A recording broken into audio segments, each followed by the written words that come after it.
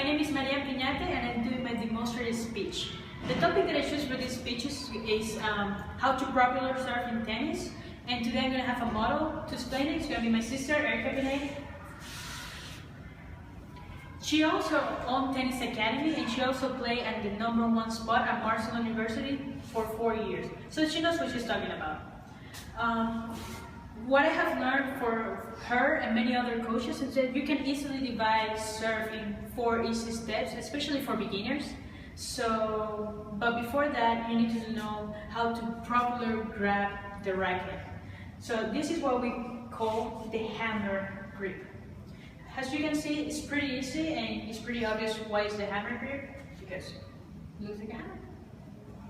So let's start with the 4 easy steps. So the first one is going to be showing the racket and your body being in angle. As you can see, her body weight is in the leg that is in front, so that's a perfect body position. The second step is going to be take her body weight to the back leg and take his right arm and put it in a 90 degrees position. Third step is going to be the toss of the ball. This is one of the most important things, and you have to be in front of her forehead. And last but not least important is going to be take the right arm and hit the ball forward and go through the other side with your body weight. So it's pretty easy 4 steps, but let's see it all together. Can you show me?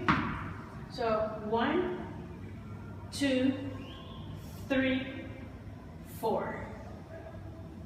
That's how you learn how you start learning how to properly serve. It's pretty easy. It might take a lot of practice, but it's an easy way to learn. Thank you so much, Erica, for being. You're welcome for helping me, and I hope that you guys enjoy it, and I hope you guys try it.